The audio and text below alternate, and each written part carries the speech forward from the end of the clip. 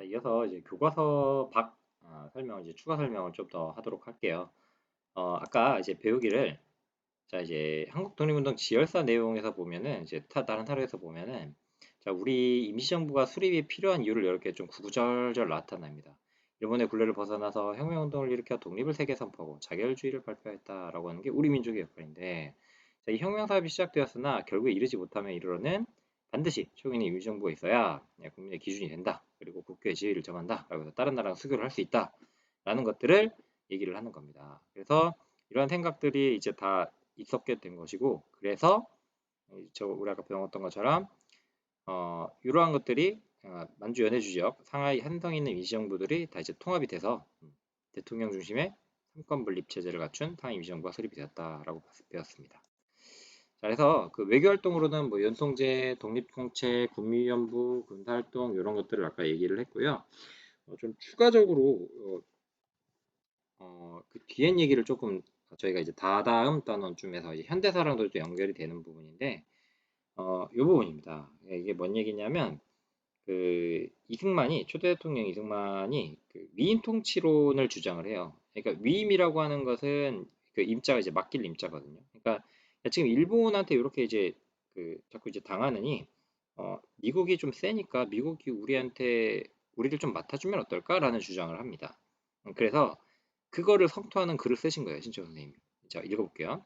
우리 3천만 형제자매의 이름으로 이승만이 미국에 위임 통치 청원을 제출한 것을 엄중히 성토한다. 이게 웃긴 거죠. 누구도 합의를 하지 않았는데 이승만이 미국에다가 위임을 맡긴다. 그래서 우리를 통치해달라. 라고 해서 청원. 우리 청해요. 우리 좀 맡아주세요. 라고 한 거예요. 좀 어이가 없지 않나요? 자, 그래서 이제 성토하는 겁니다. 그래서 그 신채호 선생님이 이제 중심이 돼가지고 이제 국민대표회가 이제 나중에 열렸고요. 그래서 이승만이 이제 불신임을 하고 그래서 이제 탄핵을 된 거죠. 지금 오늘날 지금 이제 탄핵이 된 거고 그래서 이 대통령으로 박은식 선생님을 또 이제 추대를 하게 됐던 겁니다. 그래서 뒤에 이제 얘기를 하겠지만 그 임시정부가 계속해서 그 처음부터 끝까지 잘 유지됐던 건 아니에요. 중간에 좀 싸우기도 하고 조금 창조파, 개조파, 현상유지파 등으로 막 분파되기도 하고 그래요. 자, 보시면 조선이 이미 멸망했다 하여도 조선인의 마음에는 영원 독립의 조선이 있어 총이나 칼로 아니면 이것도 없으면 우리는 맨손으로 싸우는 것이 우리 조선의 정신이다. 이게 싸인데 우리 끝까지 싸워가지고 우린 독립할 건데 라고 했는데 뭐 우리 싸우기도 전에 위인 통치를 안 지킨다고? 자, 친일자는 일본에, 친미자는 미국에 노예되기를 청원한다면 이라고 해서 사실 그 이승만 대통령을 되게 좀 많이 비판하는 사람들이 하는 얘기가 뭐 친미주의자라고 표현을 하죠. 근데 뭐 외교론자이기 이전에 뭐 기회주의자라고 이제 좀 비판을 하기도 한데 그럼 뭐 그분들의 이제 선택이니 여러분들이 좀 더 개인적으로 공부를 하셔가지고 인물에 대한 평은 개인적으로 하시기 바랍니다. 조선민족은 영원히 노예의 길을 걸을 것이니 이승만을 성토하지 않을 수 없다. 따라 찍고 보면 이승만은 이완용이나 성경주보다 더 큰 역적이다. 이게 되게 엄청난 욕이죠. 나라 팔아먹은 놈보다 더 역적이다. 왜 얘기냐면 이완용은 나라를 퍼먹었지. 근데 이승만은 아직 우리나라 찾기도 전에 아직 있지도 않은 나라인데 그 나라를 팔아먹으려고 했기 때문에 이거는 다 나쁜 놈이다라고 표현을 하는 거예요. 그러니까 여기에서 나온 것처럼 그 이승만의 이제 위임 통치론 이후에 그 임시정부가 조금 이제 와해가 되고 방향성에 대해서 이제 서로 이제 논의를 하게 됐던 거예요. 그러다 보니까 사실 우리 교과서상에서는 지금 임시정부의 의의까지만 나와요. 근데 뭐 나중에 좀 더 배우시면 아시겠지만 의의만 배울 수는 없어요. 그리고 좀 우리도 알아야지 그 이후에 어떻게 해결을 하고 그리고 어떤 역사에서 이제 우리가 교훈을 얻어야 되는 거는 그러면은 문제가 생겼을 때 어떻게 하면 이제 해결을 했는지를 이제 또 봐야 되잖아요. 그래서 임시정부도 사실 한계가 있었던 겁니다. 그래서 임시정부 지도층 사이에서도 독립 노선의 차이가 좀 있었고요. 그래서 이승만 선생님 같은 경우에는 국제외교, 외교를 통해 가지고 다른 나라를 설득을 하면서 독립 달성하자라고 했던 거고, 안창호 선생님은 장기적으로 실력 양성 운동을 해야 된다. 그래서 실력을 키워야 이제 후 독립이 가능하다. 네, 이동희 선생님은 이제 사회주의 계열, 소련의 레닌과 연대해서 투쟁하고 이제 싸우면 된다라고 주장을 했고요.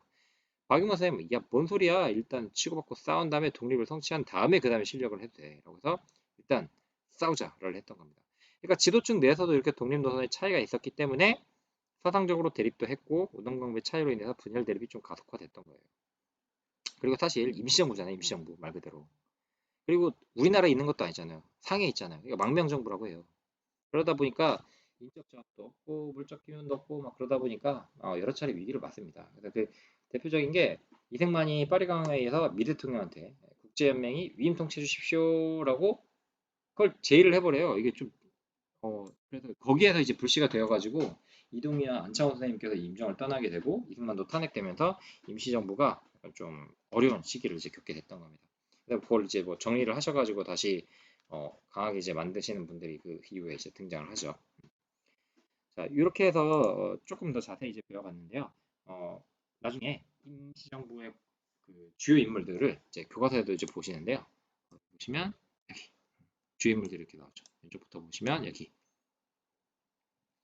이동희, 이승만, 안창호 선생님, 그리고 그 아래 김구 선생님 모습이 보이죠? 임시정부 요인들입니다. 우리나라를 지금의 있게 해주셨던 그런 분들이시죠. 여기까지고요. 다음에 또 혹시 교과서 이외에 교과서에는 나오지 않았지만 고등학교에는 나오는 좀 얘기할 것들이 좀 있는 거는 이렇게 추가적으로 더 설명을 해드리도록 하겠습니다. 수고하셨습니다.